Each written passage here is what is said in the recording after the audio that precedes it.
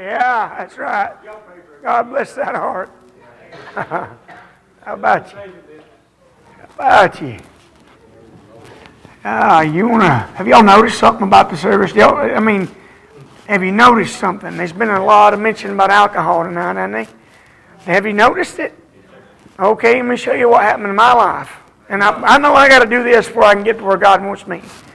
I do gutters for a living. I hang seamless gutters for a living, and I was over in Oneonta doing a job one day 2 weeks ago, and doing it for this guy, and he called one of his friends, and he wanted me to go over there and look at his job, which is fine. I left that job. Whenever I looked at this job, this man took me, and I got in his truck. His wife's sitting in the back, and he's sitting up front, and we're riding over to this job, and we're just talking. Of course, I start talking about God and just different things. Well, I just kind of stopped, and I said, "Yo, Christians, right? Oh, yeah, we go over here so-and-so, and tell me what church they go to and where they belong and how dedicated they are and what their kids are and how good they are." And I was like, "Oh, okay, good. I like it whenever you're going to get to work for Christian folks, right?" Well, listen, you know what happens? If you tell folks you're a Christian, you ought to live like you're a Christian. You say, "Well, preacher, how do you know they wouldn't?" Okay, watch this. I'm going to say this to you. I don't believe that you ought to be able to go drink beer all through the week and then get up on Sunday morning and worship God. How come? Well, first off, God's going to tell you those things are wrong. But you'll find it in the Bible, and if you joined into this church, it's going to plainly tell you that having been led by this, when you join into this church, that you're going to abstain. You're going to stay away from all those things. You will not sell it. You will not use it. You're going to get it out of your life. Yeah. Amen. Yeah, I had to get you to see that, because that's just what, you see what people have been standing, Brother David, talking about, man. People see you different today. And you know what they'd rather see? You know what Satan would rather see? He'd rather see that beer. And you say, "You didn't tell me you saw a beer." Well, I didn't do that. They got a beautiful house. This house I was working on, the yard was just amazing. It was landscaped, and I can't afford nothing like this. Had big old rocks all around it. It just a big old 2-story house. Just nice everywhere you look. I go walking around the corner, and there's a little box sitting over here. And that little box said, "Coors Light." Oh, yeah, I had their patio and had their pergola. I know what those things are. I can't afford them, but I know what they are. Looked at all those things, and I thought, now, he told me he was a Christian. And then I come in here, and you say, "Well, preacher, you said judge not, lest you be judged." I'm not going to judge him. But Brother Vernon a while ago said you examine the fruit. If I plant this pear tree and it grows up apples, something's wrong. You understand? I'm going to examine the fruit. I can tell you this pear tree's a pear by the fruit that it bears. I can tell you whether a Christian's a Christian by the fruit that it bears. Now, I was sitting there beside Brother Marcus, and I told him to watch. Just watch. You know what? You got to watch God. Did you notice the Spirit, how it would go up and down? I'm being honest with you. Did you notice it tonight? Could you see whenever somebody stand up and they'd be full of the Spirit, and you could feel it moving throughout the house, but then when somebody else would move and they wasn't of the Spirit, you could feel that too, couldn't you? Come on. Oh, right now your minds, you're going, "Oh, did I say something I wasn't supposed to?" Oh, no, I can't tell you that, but you know whether you did or not. Yeah, you know whether you was minding God or you was minding you. I don't, you know what, I love you, but I really ain't worried about what you got to say. I ain't. You ain't worried about what I got to say. And that's a good thing. All I can do is, I'm going to do you a favor. I'm going to mind God. I'm going to hush. I'm going to beg God on your behalf that you get in the altar. And everybody, listen, folks have been coming in night after night. You've heard the same message over and over that you can't. You know what, Brother Vernon likes to say this. He says, "There ain't nothing wrong with living right. There ain't a thing wrong with living right. If you get all that stuff out of your life, it don't mean you're better than somebody else. It just means you've got a going that God has established in your life. God establishes it. Don't worry about that, baby. Let her run around. She ain't hurting nobody but bothering you. God's going to establish you going. Do you know that? Put God first in all things. All things. And when you tell somebody you're a Christian, realize that you're telling them you're not. We say it and we act like it ain't no big deal. We act like people don't see our lives. 4 o'clock in the morning, 3 o'clock in the morning, 2 o'clock in the morning. You ain't hiding. You ain't. Oh, I got you food, preacher. I'm a good old Christian boy. I'm a good old Christian girl. I'm over to church Sunday morning, Sunday night, Wednesday night. Anytime the doors is open, I'm over to church. Bless God, you ain't doing nothing but taking Satan right in there with you. How come? Because you come in and you get up and move when you ain't supposed to move. And when God is telling you to move, then you don't want to. Yeah, we don't like it. We don't want to mind God anymore. It hasn't changed. Folks can't get saved. Why can't folks get saved? Because we don't want to mind God. We want to do what we want to do. We want to go out Monday through Saturday and we'll drink. Act like nobody sees us. We'll do whatever we want to do. Do some drugs, I guess. I don't know. Maybe you do those. I don't know. You go out and do what you want to do and act like everything's all right. And come into the church house and think it don't nobody know. God knows your heart. God has exposed you. And you think, well, now you're mad at me, preacher. No, understand, I'm not mad at you.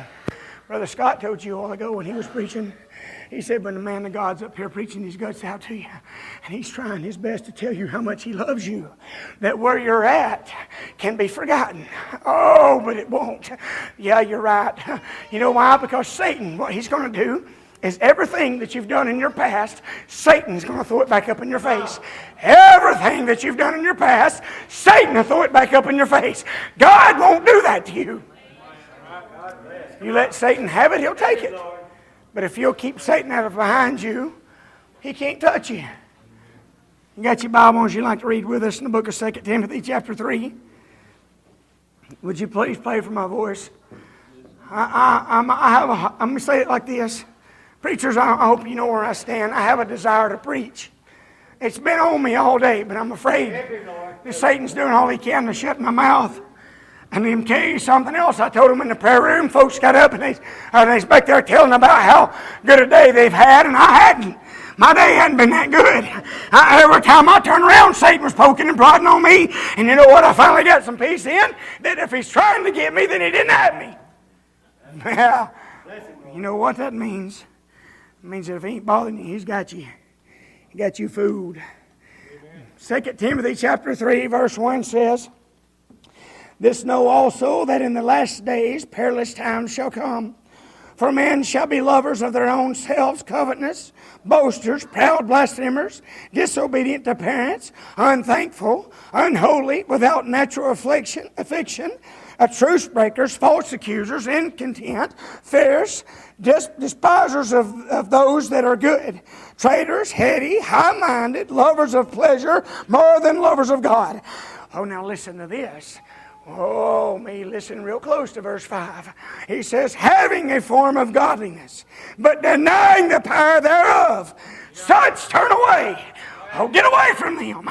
Why? Because they're acting, as you can see it, they're acting like they got the goods when they ain't got the goods. And you know what else? He teaches about prophets that come in sheep's clothing.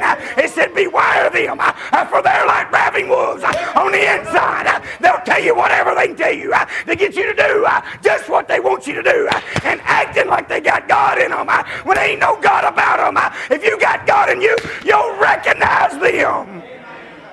Oh, but we don't.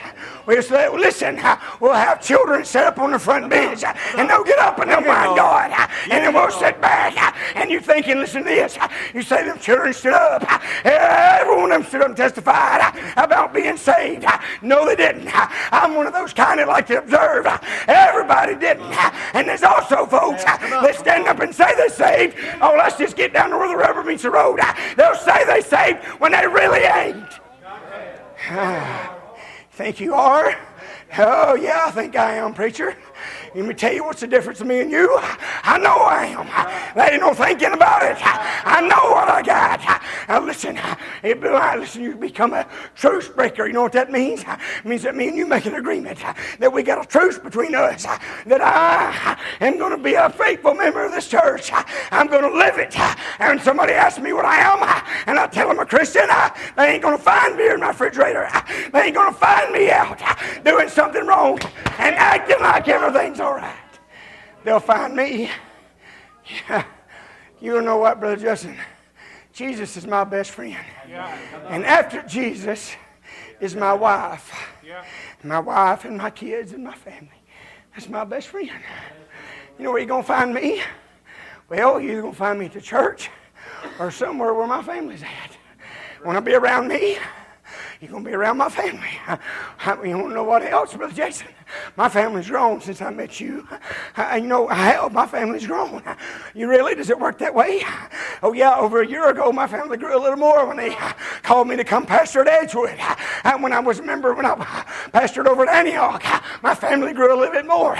But you know what? Here's the amazing thing about it. Everyone that's in my family, everybody that's in my family, it ain't no exemption for nobody. You mean, let me tell you this, because I'm a preacher, you ought to be able to drink a beer every now and then. No.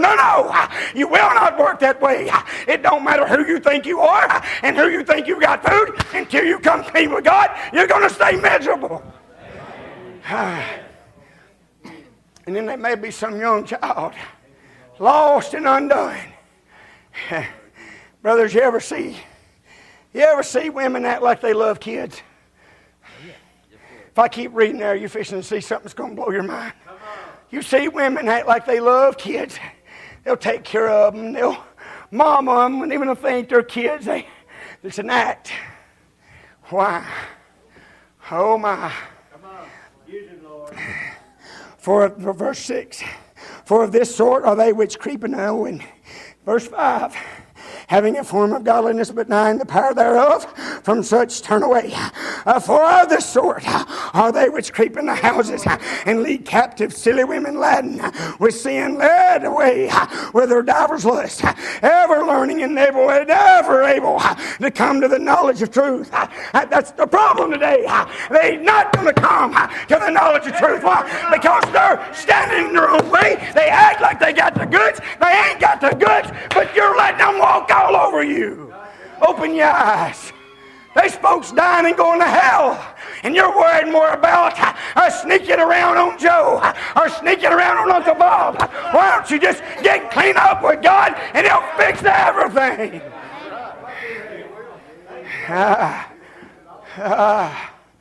Yeah, we don't want to. I got a belly up. I call it bellying up, by the way. That means fessing up. You got to bring it up to Him. He ain't going to come make you do it. He won't, Brother Scott. When you got saved, He didn't make you do it. He dealt with you, and He gave you the option. It's an option. There's two. Did you know this? There's only two options. There's heaven and there's hell. You cannot have both. Why? The Bible said you cannot serve mammon. You cannot serve God and mammon.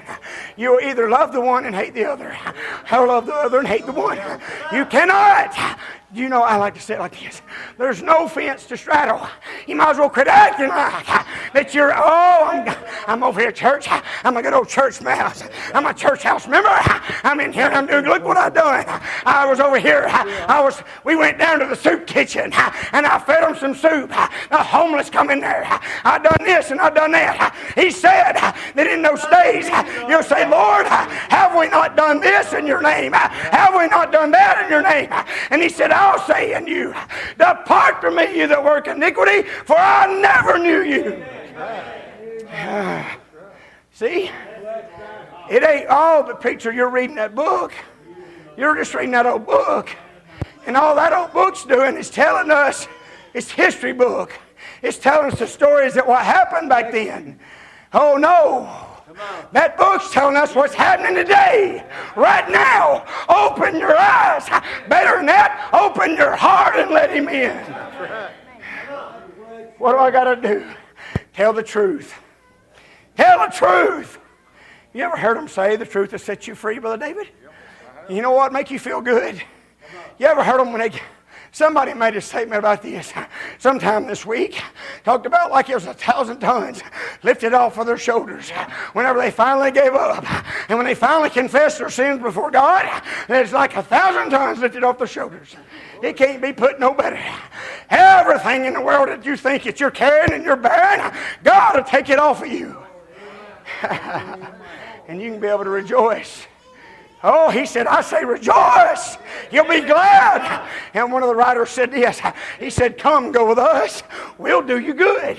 But listen, you say, well, I've been in church Sunday after Sunday, Wednesday night after Wednesday night. It ain't done me a bit of good.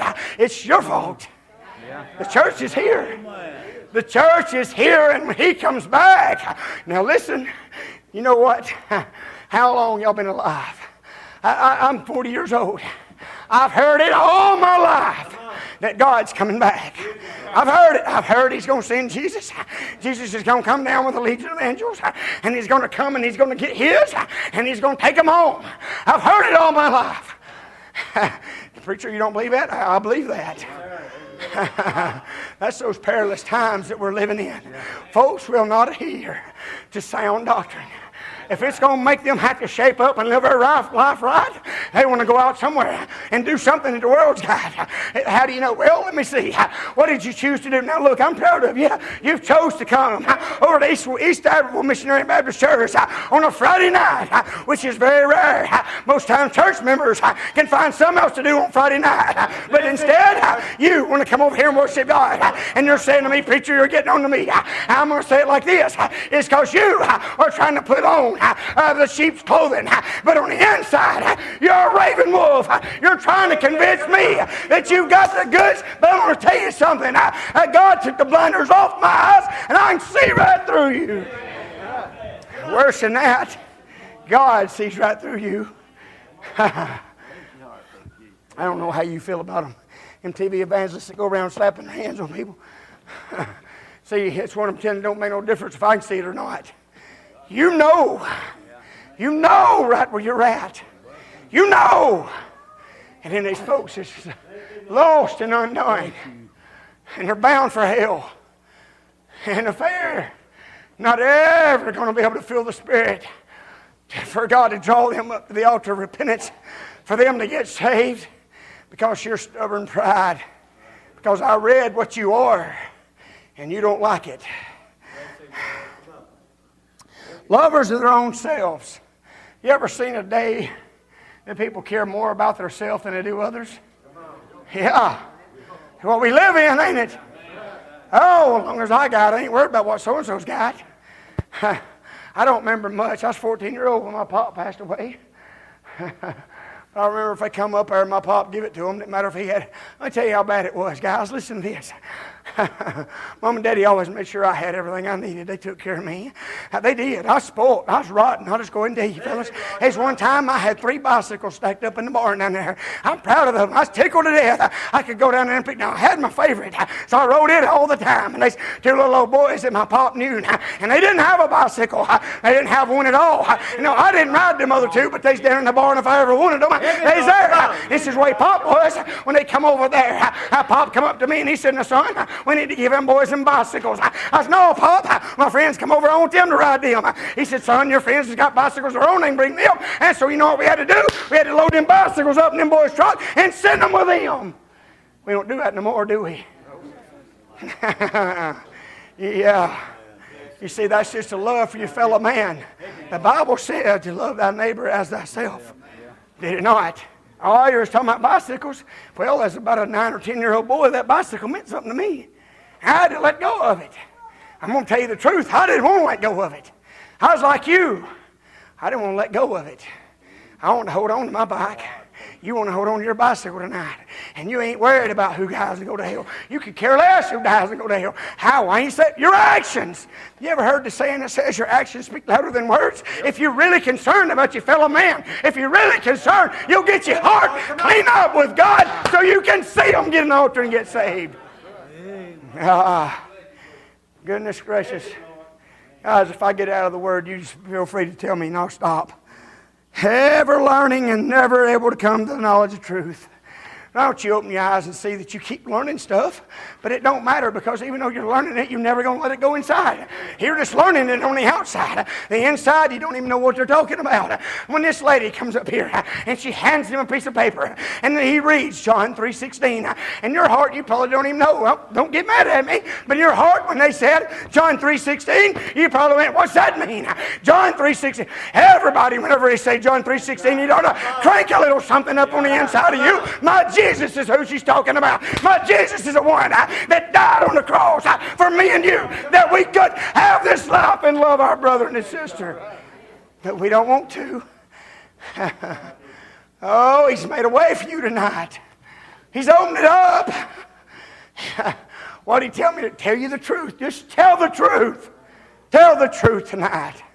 And bring it to Jesus, because if you come to me, I want you to see this in verse 8. Now as Jannes and Jambres withstood Moses, so do these also. Ooh, you probably ain't reading, so I'm going to read it slow and you listen, okay? Let me explain it first. Jannes and Jambres were wizards, okay? And I know we don't wizards in the Bible. You're going to have to study. The Bible didn't tell me just to go and read it and take it. If I'm wrong, brother, would you tell me I'm wrong? I won't get my feelings hurt. But when I studied Jannes and Jambres, it explained to me that they were wizards. Now, you won't find them anywhere else in this book because I looked, I hunted, I called brothers up that I knew would know, and they couldn't tell me anything else about them. All that we know is they were wizards. And it said this, now as Jannes and Jambres withstood Moses, so do these also resist the truth. Men of corrupt minds, reprobate concerning the faith. You ain't going to fall in line. You didn't made up your mind. That preacher says, I got to follow that covenant. That preacher says this. That preacher says that. I ain't about to do none of that. I'm going to do what I want to do in the church. If they want to be a part of me, then they'll line up with me. It don't work that way. Bless God, it don't matter who you are. You'll line up with the church. Well, I know I probably blew their minds with a scarf when I brought Jannes and Jambres. I did. I seen them stop. Had folks with me there. They were with me. They were right there with me. And I brought out Jannes and Jambres. And they went, a wizard? They did. I'm not blind. It's okay. You don't got to believe me. That book will teach you. Just like it taught me. And you can call me up at midnight and say, Keith, they're not wizards. They're something else. And I'll go like, well, really? Let me study a little deeper. But the bottom line was, they stood up against Moses. He says, so do these also resist the truth. Men of corrupt minds reprobate concerning the faith. Now, he's not talking about Jannes and Jambres anymore. He's talking about you. Oh, you like it? Keith, you're making that Bible come alive. I ain't doing it. It's alive. It's never been dead. This is a living Word of God. It's living right here, and it's pointing you out, and you don't like it for nothing. You know what? If you're sitting here and you're saved, you're sitting here and you're sealed, you're sanctified. If you're sitting here and you know in your heart that there ain't nothing you can do to help this, or you getting out, you know it wouldn't make no difference. If you told me that I was wrong, and that I'd wronged you, and I believe in my heart that I didn't wrong you, if I got Jesus in my heart, I'll apologize to you. Even if I believe I'm right. Why? Because he got rid of that stubborn pride that was inside of me. Got it out of there. And because I love you, I'll say, okay, I'm sorry. Would you please forgive me? The Bible teaches that if you do something that offends your brother, don't do it no more. It does. Just plain as that. If you're doing something that offends them, don't do it no more. Stop it. If they had enough gumption about them, there was man or woman enough to come to you and tell you, see, we ain't got men or women today to come tell you. They'd rather go, whoa. They'd rather go tattle and backbite and run you down the road and tell Lucy Jane how sorry you were and tell this and tell that, and the next thing you know, everybody in Iberville, everybody in Wood County, everybody believes you just as low when they ain't done nothing. They went right against the covenant that they joined into. Yeah. It gets us all go to running folks down the road and you become guilty. You do. How do you fix it? Honesty. Honesty with God. He'll clean you up. He'll establish your going. He will. It doesn't matter to you anymore who's right and who's wrong. It doesn't matter to you that we're in this thing for Christ. We're in this thing to lead folks that are lost to Christ. Let's see, do we need to keep going and telling you about how you are? But they shall proceed no further than their folly shall be manifest unto all men. As theirs was also. Your folly's coming to an end. Sorry. You think that everything you've done has been funny. You walk by the preacher and you mock him. I saw it last night. Yeah, you didn't know what you was getting, did you? You didn't know what you was getting. See, I think God does me this way. I'm just crazy enough to tell you the truth. You walk by me and you look me right in the eyes and you brought trouble out that you knew was trouble and you tried to bring it up like it's going to bother me. You didn't think I caught it, though. You thought, well, I slipped that right by him and he didn't even catch it. I did. And I went home and I asked God, please, God, help. And that's all I can do. No, you don't need to know. For some of you, it ain't you. And you know it ain't you. Feel okay about the fact that you know it ain't you. Bless him, Lord. Brother Scott, kind of makes you proud you wasn't here last night, don't it? Yeah, no, it ain't me. I wasn't here. Yeah. Yeah, it ain't funny. But you walked right by me and looked me right in the eyes and said what you said to me, acting like you had slipped it right on past God. Like I'm God. I ain't God anyway. You said it to me thinking I didn't catch what you said. Bless him, Lord. And you think I went and run you down the road? Nope. I took you to the only one that can fix you. Jesus. Help him, Lord. I laid down in bed and I said, you know the problem. And he said, yeah, I do. I just been waiting on somebody to bring it to me. Holy cow, I'm not even a member here. No, I'm not trying to get on you guys, but I'm not a member here. I'm not. But I took it to him. And guess what he's going to do with it? He's going to fix it. Now then, all you got to do is believe. That's it. All you got to do is believe. God's going to do the rest. And for the one that knows, right now in your mind, you know that's what's, you thinking, oh my goodness, I know it's me. I know it's me. You do, yeah. And you know what? Matter of fact, let me say it like this. Chances are, if you are really that person, you're trying to think in your mind it's not you. You are. You're trying to convince yourself it wasn't me because I didn't say nothing to him. Sister Rachel, I'm going to tell Sister Rachel, it wasn't you because I said funny things to you. She's not a member here either. Funny how I know a lot about people. Isn't it? She don't hardly say 2 words. She ain't hardly spoke 2 words to me. I've known her a long time. Not really, I mean, like yours or nothing, but Brother Jason, since I've met y'all, Sister Rachel ain't hardly spoke any words to me. But I know her. Bless him, Lord. Yeah, does that make sense? You have spoke words to me, and I don't know you. Funny thing is, I don't want to know you. I'm scared of you. You bring trouble. Oh, I've been exposed. Oh, he knows. You know what you're going to do? You're going to run. I ain't scared of you. Run. I don't care. I'll tell you what I want you to do. I want you to take it to God. And quit trying to fix it on your own. I don't want you to think I'm mad at you. I'm not. I still love you. And I'll forgive you. Even though you didn't do nothing to me. The Bible says if your brother asks you to forgive him sometimes 70 a day, to forgive him every time. Not half-hearted either. You know, if you ask me to forgive you for stealing my bubble gum the other day, and I go, yeah, all right, I'll forgive you. You ain't going to believe me, are you? You know, I know you didn't steal my bubble gum, but if you did, and you say, well, you would just forgive me. And you said it like that, and I said, yeah, I forgive you. Just don't really sound like I don't. But now if you come to me and you say, well, I stole your bubble gum, I'm tore up, I'm sorry. I look at you and say, I'll grab you around the neck and I hug on you and say, brother, it's all right. Everything's all right with me and you. We're all right. You see, we're getting stuff fixed. We're getting it made right. We ain't trying to half-heart stuff. We're going right to the center of it. That's right. Instead of dancing around the truth. The truth will set us free. We sung a song, these boys sung a song about being free. And we act like we don't know what it's like to be free. Verse 10 says, but thou hast fully known my doctrine, manner of life, purpose, faith, long-suffering, charity, patience, persecution, affliction, which came unto me at Antioch and Iconium and Lystra, what persecutions I endured, but out of them all the Lord delivered me. Paul writing to Timothy said, all this happened to me, and God delivered me out of it. Have you ever read Paul? I'm fixing to hush. I know you are tired of hearing me. Do you ever read Paul? You ever read what Paul done? Yeah, some of you ain't. Some of you are. You ever read what Paul done? Paul persecuted the church. Do you know what that means? Paul run it down. Paul knew the law. It said that he was taught at the foot of Gamaliel. Gamaliel must have been something when he's got. He knew the law. He knew it to the jot and the tittle. And he taught it to Paul, and Paul knew it. Paul was like just a little old dog. He's going around every church that he could get to. He was persecuting it, shutting it down. If they was preaching Jesus Christ, get that out of here. Take it, Lord. Come on. That's Paul's mission. Shut it down. But his name wasn't Paul. Lord. Come on. Did you know that? I'm calling him Paul, but when he was doing that, his name was not Paul. His name was Saul. But on the road to Damascus. Y'all ever been on the road to Damascus?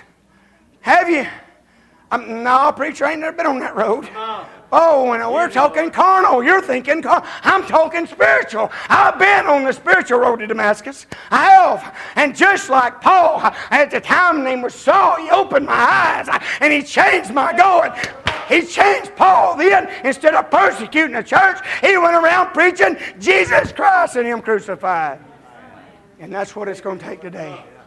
See, as bad as you think you are, as bad as what you think you've done. No, let me say it like this. As bad as what you've done, God is going to forgive you. But He ain't going to make you come to Him. He's waiting on you. Brother Troy, I hope you got a song ready. Sister Carol. As He's standing there, Jesus is standing there. You think about it. When we read the prodigal son, we don't think about Jesus, do we? The father was standing there, the prodigal son, and went away, and he was waiting and looking for him to come home. Looking. He's looking for you to come home. Now, I'm going to tell you what's probably going to happen. Somebody that loves you will get in the altar and start praying, and whenever they do, why don't you do yourself a favor? Why don't you step out on it? You may not know this, but by your actions, it can open up a world for somebody else that they've never known. Really? Yeah, your actions, just by you being stubborn and stiff-necked, prideful and all that, and getting it out of the way, taking it to God, somebody in the Spirit will come through and somebody can get saved. That's right. Until then, we're stuck. I don't like that. Do you? Do something about it. Sting. Come on.